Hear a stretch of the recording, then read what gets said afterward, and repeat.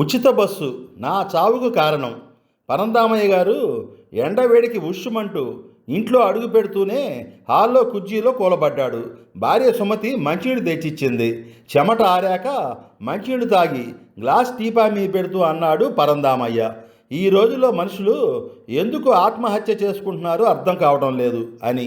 Sumathi glass అందుకుంటూ, నిజమేనండి, బట్ల కొట్టు కృష్ణారెడ్డి గారు ఆత్మహత్య చేసుకోవటం విడ్డూరంగానే ఉంది అంటూ వంతపాడింది. పరంధామయ్య రైతంటే సకాలంలో వర్షాలు పడక, ఎరువులు దొరక్క, పంట నాశనమై చేతికి అందక, అప్పుల్లో కూరుకుపోయి ఆత్మహత్య చేసుకున్నాడంటే అర్థం ఉంది. కానీ బట్లకొట్టు కృష్ణారెడ్డి ఆత్మహత్య చేసుకున్నాడంటే ఆశ్చర్యంగా ఉంది. పైగా ఉచిత బస్సు నా చావుకు కారణం అని ఉత్తరం రాసి మరీ ఆత్మహత్య చేసుకోవడం మరీ విడ్డూరంగా అనిపించింది. పోలీసోడు ఆ ఉత్తరం చదువుతుంటే ఎవరూ బాగోదని నవ్వలేదు, కానీ అందరూ ఆశ్చర్యపోయారనుకో అన్నాడు. బెంగళూరు నుంచి సొంతూరుకి పీలేరుకి వచ్చి హాల్లోనే ల్యాప్టాప్ మీద వర్క్ చేసుకుంటున్న కొడుకు సుధీరు, నాన్న, కృష్ణారెడ్డి గారి దుకాణంలో మీరు చాలాసార్లు కూర్చొని కబుర్లు చెప్పుకునేవారు కదా, మీతో ఎప్పుడన్నా ఏమైనా చెప్పారా అని అడిగాడు. పరంధామయ్య ఆలోచిస్తూ, ఈ మధ్య వ్యాపారం బాగా తగ్గిపోతుంది అని తరచుగా అనటం మాత్రం గుర్తుందిరా, కానీ ఉచిత బస్సుకి ఆత్మహత్యకి సంబంధం ఏమిటో బోధపడటం లేదు. నవ్వు వస్తుంది, ఇంట్లోనే కాబట్టి నవ్వినా పర్వాలేదులే అంటూ లేచాడు. శ్మశానం నుంచి నేరుగా వచ్చాను, స్నానం చేసి వస్తాను అంటూ బాత్రూమ్ వైపు వెళ్తూ ఆగి, సుమతి, బాత్రూంలో తువ్వాలు పెట్టు, బట్టల మీదే స్నానం చేస్తూ నీళ్ళ బకెట్లో బట్టలు తడిపేసి వస్తాను అన్నాడు. పరంధామయ్య స్నానం చేసి వచ్చి హాల్లో సోఫా మీద కూర్చున్నాక సుధీర్ తన చెయ్యిరు సోఫా దగ్గరికి లాక్కొని, నాన్న, మీ స్నేహితుడు కృష్ణారెడ్డి ఉచిత బస్సు వల్లే ఆత్మహత్య చేసుకున్నాను అని ఉత్తరంలో రాసిన మాట నిజమే కావచ్చు అన్నాడు. అదే కారణం అనటంతో ఆ మాట విని పరంధామయ్య, భర్త కోసం కాఫీ తీసుకొచ్చిన సుమతి కూడా ఆశ్చర్యపోయారు.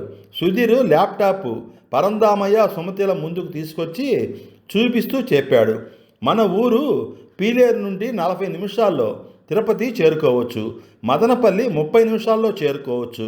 2 ఊర్లు మన పీలేరు కన్నా పెద్ద ఊర్లు.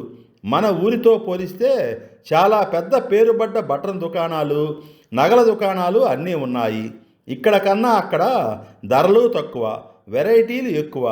ఇంట్లో ఏ శుభకార్యమైనా, పండగలకైనా బట్టల షాపింగు, నగల షాపింగు వంటివి చేసేది ప్రధానంగా ఇంట్లో ఆడవాళ్లే.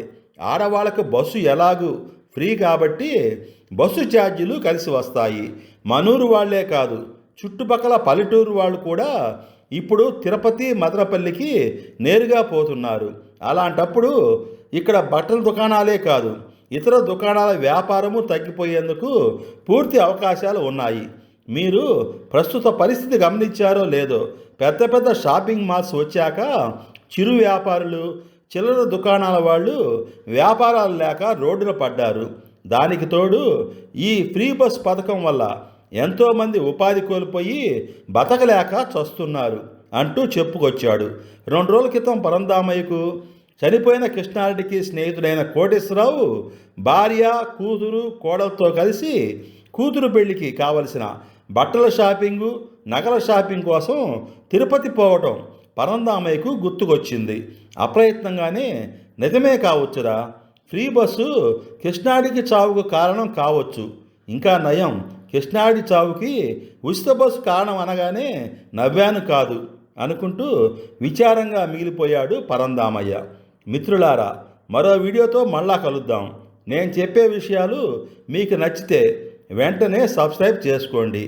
యూట్యూబ్లో డిఎస్ రావు రీల్స్ అని టైప్ చేసి వచ్చిన వీడియోలన్నీ చూస్తారని ఆశిస్తాను. లైక్ చేయండి, షేర్ చేయండి, మీ కామెంట్ను మాకు తెలియజేయండి. మీ దార్ల శ్రీనివాసరావు, ఒంగోలు ఆర్టీసీ కంట్రోలర్.